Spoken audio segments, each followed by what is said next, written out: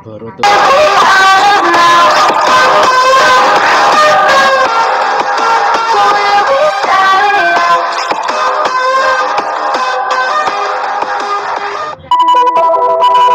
Mari kita lanjutkan bocoran pembahasan Boruto episode yang ke-293. Jadi, bagi kalian yang belum nonton, untuk spoiler bagi tamanya, teman-teman boleh tonton di video sebelumnya, dan mungkin akan mimin sematkan linknya di komentar teratas video ini. Setelah percakapan Naruto dan juga Shikamaru berakhir di dalam hutan tentang perencanaan apakah yang harus mereka lakukan dan keputusan apa yang mereka harus ambil dalam menangani kasus terkait dengan Kawaki yang telah membunuh Boruto, dan pada akhirnya Shikamaru kemudian menemukan satu ide terbaik. Setelah semua masalah dan juga problematika kemudian selesai di dalam hutan, maka mereka kemudian bergegas kembali ke desa Konoha. Di dalam Konoha, Amado, Sai, Katasuki dan juga Boruto berada. Amado kemudian berkata kepada Boruto, "Maksudmu kau dibangkitkan lagi?" Katasuki berkata, "Dengan memakai karma." Boruto menjawab, "Begitulah kata-kata Momoshiki, aku tidak akan menyalahkan kalian jika tidak percaya." Lihat segel karma di tangannya, Boruto melanjutkan, tampaknya sekitaran 82% data Momoshiki sudah selesai dibongkar, tapi dia memakai sisa 18% untuk membangun bagian tubuhku yang hancur. Katasuki berkata, "Astaga, mungkin itu karena mereka bisa mendigitalisasi komponen daging mereka sendiri. Kurasa mengubah data itu menjadi komponen orang lain bukanlah hal yang mustahil. Walaupun begitu, itu terdengar gila." Amado berkata, "Kalau Boruto mati, maka Momoshiki juga akan kehilangan fasalnya dan jiwanya akan musnah. Bahkan seorang Otsutsuki pun tidak akan bisa menangani hal itu. Jadi Momoshiki mengorbankan bagian dari dirinya untuk menyelamatkan Boruto dan menghindari kematian." Sai berkata, "Tapi walaupun jiwanya masih utuh, itu artinya Momoshiki kekurangan data untuk membangun tubuhnya, bukankah begitu?" Katasuki berkata, "Sepertinya begitu, dikarenakan dia tidak akan pernah lagi mendapatkan data itu lagi, dia tidak akan bisa bangkit kembali, bukan?" Amado berkata, "Jadi, ini sepertinya adalah sebuah nasib baik menurutmu, tapi masalahnya adalah di mana dia sewaktu-waktu bisa mengambil alih kesadaran Boruto, itu masih ada." Katasuki berkata, "Tapi obat itu lebih efektif dari dugaanku. Selama dia terus memakainya, maka kita pasti bisa menahan penguasaan Momoshiki dalam jangka panjang." Boruto lantas membantah, "Tidak, aku tidak butuh obat itu lagi." Boruto melanjutkan bagaimana menjelaskan.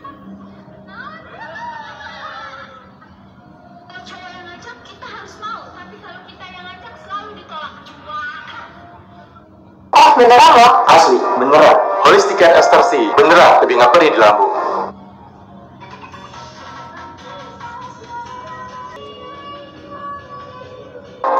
Hebatnya Nippon Paint, jadikan Ramadan lebih berwarna.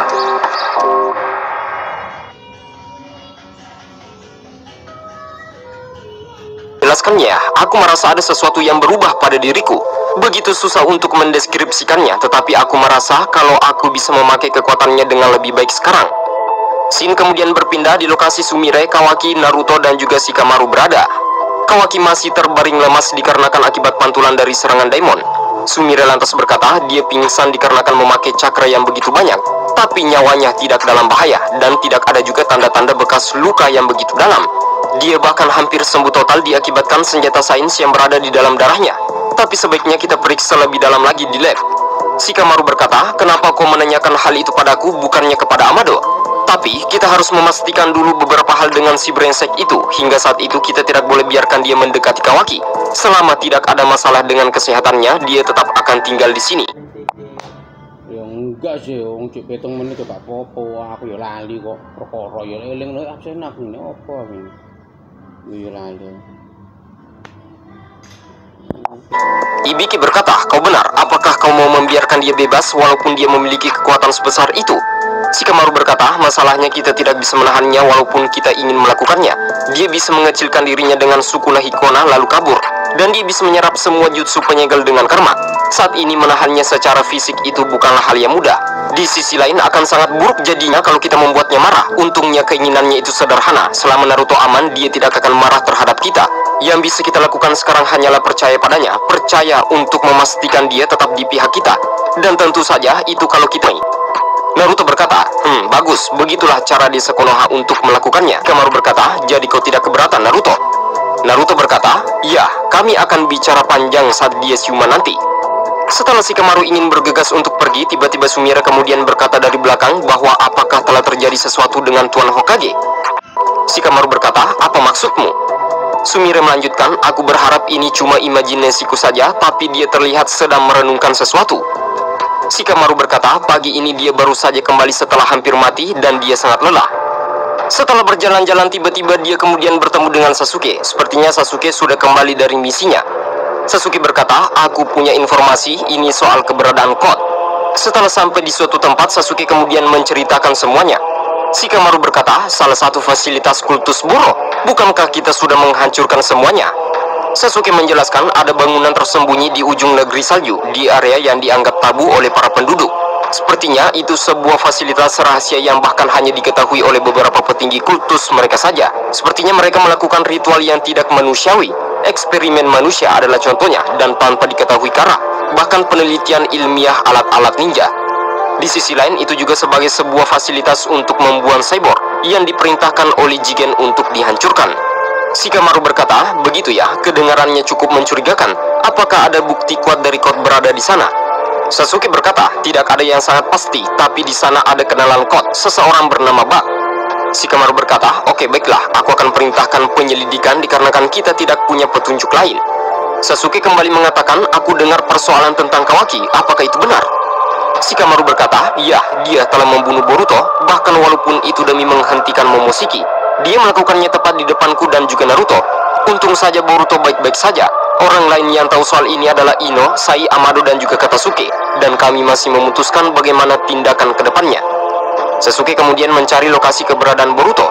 Shikamaru menjawab, dia pasti bersama dengan teman-temannya, termasuk Sarada, pergilah temui mereka. Shin kemudian berpindah di lokasi Eida. Eida berkata, bersyukurlah Code, korban ekor sepulmu yang berharga Boruto ternyata masih hidup.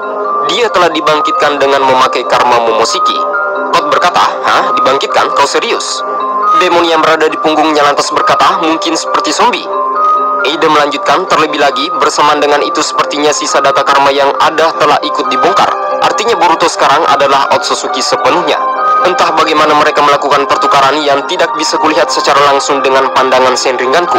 Aku penasaran apakah dia bisa berkomunikasi dengan Momoshiki di semacam alam spiritual. Code berkata, tidak bisa dilihat, itu terlalu meremehkan, tapi aku terima keberuntungan kecil itu.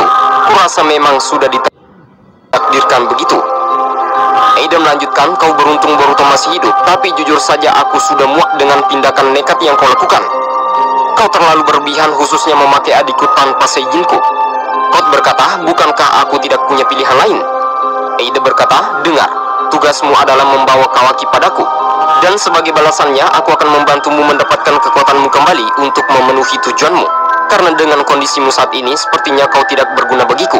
Namun, aku akan menegaskan padamu, setelah kau mendapatkan kekuatanmu kembali, kau masih tidak berguna atau tidak becus, atau hanya menjadi penghalang, maka kami berdua tidak akan segan untuk menyingkirkanmu. Anggap saja ini sebagai peringatan. Code yang mendengarkannya berkata, maksudmu kita ini bukan lagi rekan? Betapa sedihnya. Eida berkata, begitulah yang namanya kerjasama. Jika kau tidak memberikan hasil, maka kau akan kehilangan hubungan yang menyedihkan itu. Code lantas memasukkan jarinya tepat di bagian telinga sembari berkata, bukankah aku sudah bilang kalau sudah ambil langkah untuk berjaga-jaga? Sisanya adalah bergerak untuk melakukan tindakan.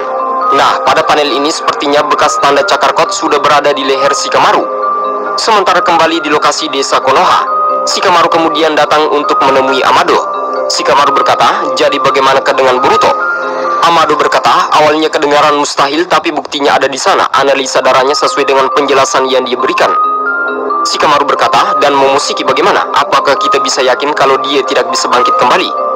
Amado berkata, ya, 100% mustahil.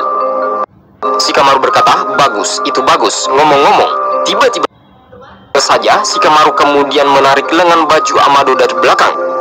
Amado berkata, hei, apa yang kau lakukan? Shikamaru melanjutkan, kau tahu apa yang mau kutanyakan? Benar, ini soal karma Kawaki. Panel kemudian berpindah di lokasi Boruto, Sarada dan juga Mitsuki berada.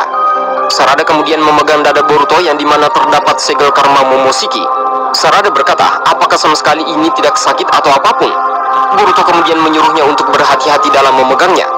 Boruto melanjutkan, itu memang hampir saja, tapi seperti yang kalian lihat, aku baik-baik saja, walaupun si brengsek Kot itu berhasil kabur.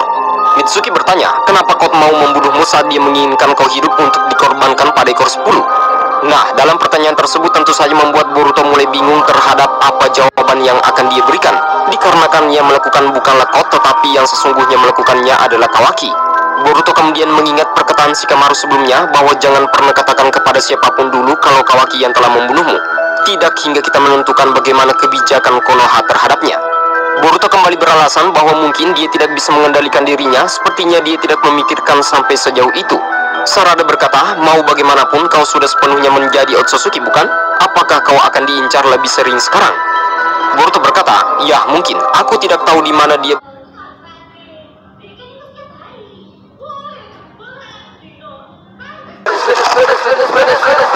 Guys, coba ini Magic Spice Pepper.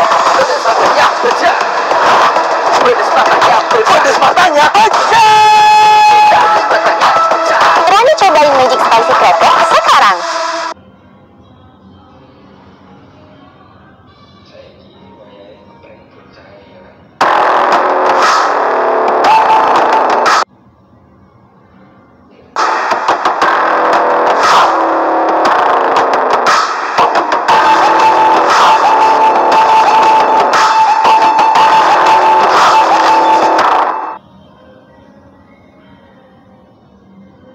Dia bersembunyi, tapi lain kali tidak akan kubiarkan dia sampai kabur. Sarada berkata, bukan itu maksudku. Maksudku adalah kau harus lebih berhati-hati. Bagaimana kalau kau sampai diserang saat kau sendirian? Tiba-tiba saja Sasuke kemudian muncul dari belakang berkata, Sarada benar. Dia bisa muncul tanpa diduga. Jangan pergi kemanapun sendirian, bahkan saat di dalam desa. Walaupun aku juga harusnya sama. Sasuke melanjutkan, bukan hanya tentang Boruto. Sekarang setelah Kawaki punya cukup kekuatan untuk melawan Kot pasti tidak akan berhenti demi apapun untuk bisa melepaskan pembatas kekuatannya. Tentu yang menjadi target untuk pertama kalinya adalah Amado. Kembali ke lokasi Shikamaru yang pada saat ini sedang mengancam Amado. Shikamaru berkata, kau memulihkan karma Kawaki menanamnya sendiri dan tanpa persetujuan darinya. Kenapa? Amado berkata, itu sederhana. Dia sangat membenci karma, aku mungkin tidak akan pernah mendapatkan persetujuannya. Namun dia menginginkan kekuatan itu cukup kuat untuk melindungi Hokage dan menyingkirkan para musuh. Mau bagaimanapun agar karma bisa muncul, niatnya sendiri adalah hal yang paling penting. Sederhananya, Kawaki telah memilih jalannya. Ini adalah hasil dari keinginannya sendiri. Bagaimana kalau dia tidak memilikinya saat dia butuh? Itulah sebabnya aku menanamnya terlebih dahulu. Bukankah alasanku sangat masuk akal? Karena kalian bisa selamat dari krisis ini, itu dikarenakan kalian mempunyai karma Kawaki. Apakah aku salah? Shikamaru berkata, jangan menghindari pertanyaannya. Walaupun bagaimanapun hasilnya, yang kau lakukan itu bukan demi kebaikan Konoha ataupun Kawaki. Kalau menurutku kau sendiri kelihatannya terobsesi dengan karma Kawaki, kenapa? Tepat setelah perdebatan itu masih terus berlangsung, tiba-tiba saja sesuatu muncul dari leher Shikamaru. Ternyata yang muncul kali ini adalah Kot. Dia berkata, maaf mengganggu, tapi aku tidak mau menyia-nyiakan kesempatan emas ini. Amado berkata, Kodo. Eida berkata, dasar bodoh, padahal percakapannya baru seru-serunya. Dengan cepat Kot langsung saja melancarkan serangan tepat ke arah Shikamaru membuatnya terpental ke dinding. Kot langsung saja mencekik Amado sembari berkata, lama tidak jumpa Amado, kau sebaiknya khawatirkan keselamatanmu. Sekarang lepaskan pembatas kekuatanku, kau tidak ingin terluka bukan? Amado berkata, aku tidak percaya kau akan muncul begitu saja. Kau pasti akan langsung dideteksi, dan tidak lama lagi pasukan shinobi akan datang kemari. Tapi kau tidak peduli, dia malah mengatakan kau hanya perlu melihatku dan ucapkan kata perintahnya bukan, hanya butuh beberapa detik saja. Amado kemudian berkata dalam hatinya, bagaimana dia bisa tahu? Ino dan juga tim sensorik yang lain tiba-tiba merasakan cakra yang aneh di lab Amado. Ino langsung saja menghubungi Shikamaru. Shikamaru berkata, ya, dia di sini, tepat di depanku. Ino berkata, sialan, kami akan kirim bantuan. Tapi Shikamaru mengatakan tidak, tunggu dulu Ino. Beritahu saja Naruto dan juga yang lain, jangan kirim orang lain dulu ke sini. Shikamaru melanjutkan, dia berani muncul dikarenakan hanya ada kami saja. Aku tidak mau memancing dia untuk kabur dan biar ku hadapi ini sendiri. Meskipun Ino kelihatan tidak setuju dengan perkataan Shikamaru, tetapi Shikamaru tetap saja menyuruhnya untuk mengawasi dari jauh, sembari mengeluarkan jutsu bayangannya. Kot lantas berkata, percuma saja, aku masih bisa menggerakkan jari-jariku dan itu sudah cukup untuk mencabik lehermu. Kot melanjutkan, hei Amado, kau tahu kepribadianku bukan? Kalau jadi kau, aku akan cepat melakukannya.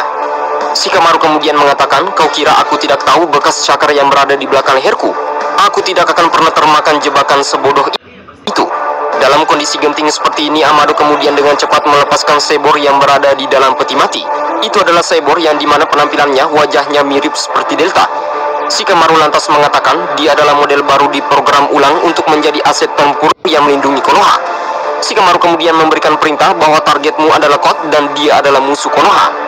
Dengan cepat, Delta langsung saja melancarkan serangan tepat menuju ke arah Code. Shikamaru berkata, aku merasa jika aku mendekati Amado tanpa penjagaan, kau pasti akan muncul Code. Dengan sebab itulah akan menjadi kesempatan yang terlalu bagus untuk dilewatkan untuk seorang idiot sepertimu. Delta yang menahannya kemudian berkata, akan kusimpan laser pembunuhku karena itu akan bisa menghancurkan seluruh ruangan ini.